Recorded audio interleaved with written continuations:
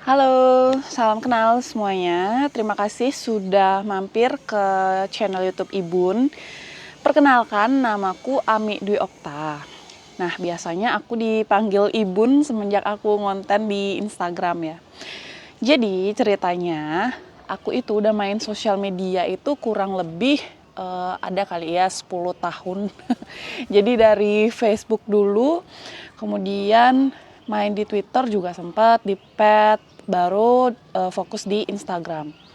Awalnya main sosial media itu dari SMP ya kalau nggak salah, itu untuk jualan aja, jualan online. Terus kemudian jualannya jadi agak serius waktu SMA, sampai aku minjem modal ke orang tua, terus open booth, sampai akhirnya sukses ditutup. Sukses ditutup di akhir SMA ya. Kemudian aku kuliah, jadi selama masa kuliah itu sayangnya aku nggak fokus di brandku, padahal udah sering banget dapat kesempatan untuk lomba, pitching dan lain sebagainya. Karena namanya anak muda ya, jadi waktu itu seru banget bersosialisasi, berorganisasi. Kemudian aku lebih tertarik ke dunia leadership, jadi aku sempat ikut banyak banget organisasi, emang dari SMA sih, tapi saat kuliah rasa itu menggebu-gebu gitu. Jadi aku ikut beberapa organisasi, dan kemudian di kampus juga aku jadi ketua BEM gitu ya di fakultas, terus naik tingkat ke universitas juga jadi istilahnya megang divisi yang penting gitu. Nah, tapi masih di ruang lingkup entrepreneurship gitu, karena aku juga kuliahnya adalah manajemen dan konsentrasinya retail marketing. Kemudian setelah mau akhir-akhir nih aku lagi nyusun skripsi, dari kegiatan di kampus juga aku sering dapat kesempatan untuk jadi MC, jadi moderator. Nah, aku juga sebenarnya sampingannya dulu adalah nge-MC. Karena aku kuliahnya lumayan ya di kota gitu. Kalau misalnya minta uang jajan, kalau uang jajannya habis tuh kan nggak enak gitu ya ke orang tua. Nah, dari sanalah aku belajar yang namanya networking, kolaborasi, terus istilah sekarang kan trennya build in public gitu ya, kenalan sama orang, belajar hal baru. Oh, digital marketing itu apa, buat website seperti apa, ikut komunitas di luar juga, salah satunya adalah komunitas tangan di atas. Aku juga sempat jadi salah satu koordinator divisi juga di TDA Bali. Kemudian sekarang aku masih tugas juga jadi pelayan TDA di pusat. Aku bantu Mas Hendra jadi staf sus beliau di divisi legal. Nah, selain itu, ketika akhir perkuliahan gitu ya, aku masih nyusun skripsi. Nah, aku diajak salah satu tokoh di Bali, sekarang sih udah tokoh nasional ya, diajak untuk jadi PA-nya beliau gitu. Terus selama kurang lebih 5 tahun, aku menghabiskan banyak waktu di luar. Jadi sama nih jadinya usaha onlineku juga ya begitulah, naik turun gitu ya. Sampai akhirnya di pandemi dapat kesempatan dari Ekraf juga, di planogram juga sempat, terus kesempatan dari Pertamina juga sempat, kita dapat kesempatan jadi binaan Pertamina. Nah, kemudian titik baliknya adalah ketika aku nikah dan punya anak. Nah, sempat bingung tuh, aduh harus gimana ya, karena di daerah sini yang namanya tempat penitipan anak itu beda gitu sama daerah mungkin Jakarta yang perkotaan gitu ya, dan pasar. Kalau di sini nggak bisa seperti itu, sedangkan kedua pasang orang tua kami yang dari suami sama dari aku sendiri itu PNS gitu, guru semuanya. Nggak mungkin dong mereka selesai ngajar hanya untuk rawat cucu.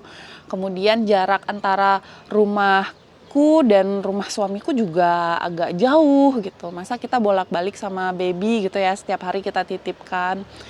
Atas pertimbangan itu akhirnya ya dengan tegas ya aku putuskan untuk jadi full time ibu rumah tangga gitu. Nah, awalnya aku ngonten untuk diri sendiri ya. Kalau sebelum-sebelumnya kan pegangnya sosmed dari company, dari brand tempat aku kerja dulu ya. Kalau sekarang kan khusus nih megang akun personal untuk diri sendiri. Jadi ada banyak sih pertimbangan ya. Awalnya mau konten di mana nih dan tentang apa. Nah, aku juga sempat ngulik tentang usahaku sendiri. Terus aku nyoba juga karena aku hobinya ngeronce gitu ya, manik-manik. Coba juga manik-manik. Lumayan sih. Waktu itu laku berapa ya? Hampir 1 jutaan ya dari manik-manik aja, dari meronce aja. Kemudian karena sering scrolling TikTok, nah pengen coba untuk jadi affiliate TikTok. Terus udah dapat berapa sih followers? Dikit sih, 300-an. Kemudian stop gitu aja.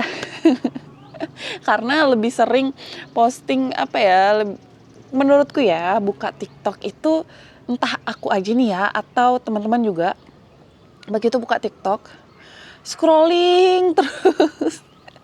Jadi sampai lupa mau nyari apa ya tadi ya, kalau nggak aku catat itu bakalan ke scroll terus gitu, nggak berhenti-berhenti. Akhirnya aku coba ngonten di Facebook, Facebook Pro, Facebook profesional. Nah, dashboard yang monetisasi itu udah kebuka sampai yang bintang, iklan reels tuh lumayan tuh, iklan reels, ya, bonus juga udah kebuka. Sama subscription. Nah, tapi sayangnya aku stop juga. Karena apa? Karena saat aku nyoba konten di Facebook itu, aku kan juga mirroring di Instagram. Nah, ternyata yang boom itu adalah yang di Instagram, yang FYP. Sebenarnya di Facebook juga udah FYP sih. Dapat berapa dolar ya? $3 kayaknya. Tapi karena di Instagram kok kayaknya lebih seru ya. Mungkin karena aku tuh pertengahan antara milenial ke Gen Z kali ya. Jadi komunikasinya lebih seru gitu ya di Instagram. Jadi aku fokus ke yang di Instagram itu dari April 2024 gitu. Nah, aku postingnya setiap hari, kayak posting keseharian sama anakku. Nah, dulu kebunku tuh belum di sini, belum di teras. Nih masih nabung nih terasnya dulu. Kebunnya masih di depan rumah gitu loh. Jadi di pagar rumah itu kan gerbang, terus sebelahnya itu kan ada tembok gitu ya. Nah, kita tempelin tanamannya tuh di sana, sama di bawah, sama di atas tembok tuh ada pot juga. Jadi seuprit gitulah. Nah, kontennya dulu di sana. Mungkin bisa scroll Instagramku ya. Tapi berkat itu juga aku banyak belajar ya dari Instagram, share banyak hal, terus lama-lama kok kayaknya ini bisa dimonetisasi ya, tapi bukan monetisasi yang platform ya. Kayak kita memaksimalkan apa yang kita punya. Nah, aku ada background digital marketing ya, walaupun udah lama ya keilmuannya, tapi menurutku nih dasarnya nih pasti bisa sih dikembangkan. Nah, dulu aku sempat ikutan beberapa kelas mentorku di komunitas tangan di atas itu. Nah, dulu harganya tuh 3 jutaan, 4 jutaan kelasnya, tapi aku dapat free. Karena apa? Karena aku yang MC. Jadi, aku ngerasa bersyukur banget karena dari MC itu aku dapat banyak banget ilmu. Istilahnya nggak gratis sih ya. Aku karena relasi juga, karena kolaborasi juga kan ya. Tapi aku ngerasa kayak wah, ini ilmu-ilmu perlu juga nih aku share gitu ke orang-orang, terutama yang sama kayak aku, yang sebelumnya kerja terus full time jadi ibu rumah tangga. Pas banget momentumnya, mungkin karena kesamaan interest ya, jadi algoritma mempertemukan kita dengan orang-orang yang ketertarikannya sama gitu. Jadi banyak banget aku ketemu ibu-ibu yang dia sama lah ya ceritanya dengan aku gitu.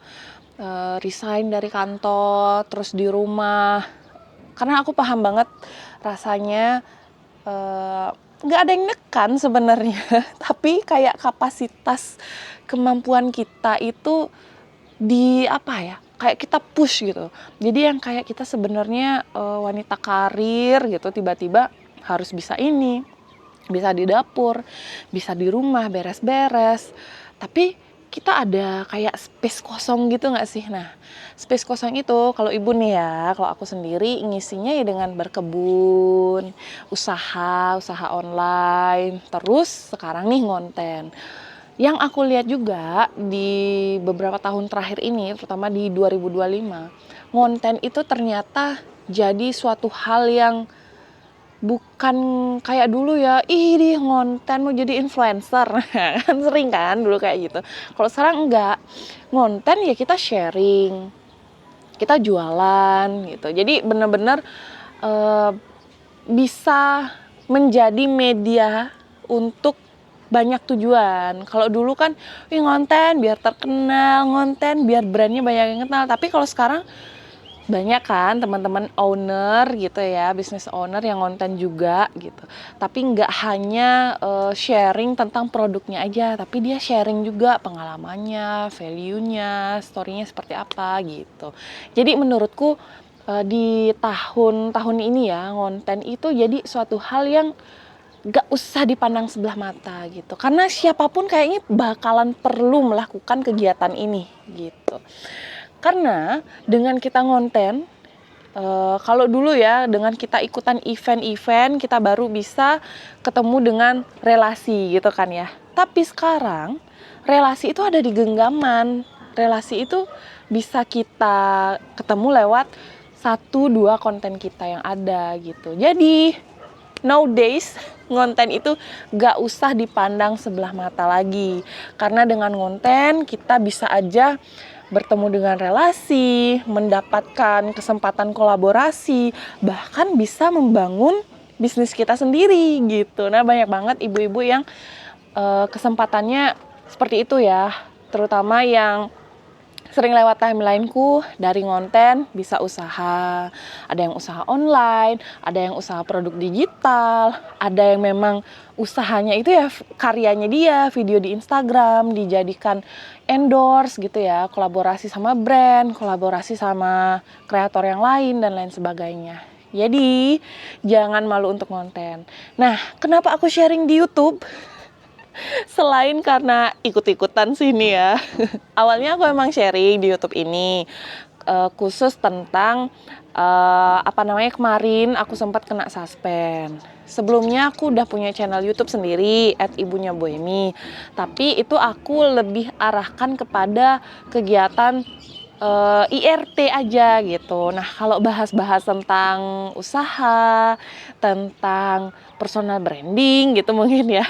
Artinya cerita tentang aku di sisi yang lain selain personal gitu ya. Aku akan cerita di sini termasuk perjalananku ngonten di Instagram gitu. Jadi kalau misalnya teman-teman mau tahu lebih lanjut apa aja yang aku lakukan beberapa bulan ini, hampir 2 tahun ya.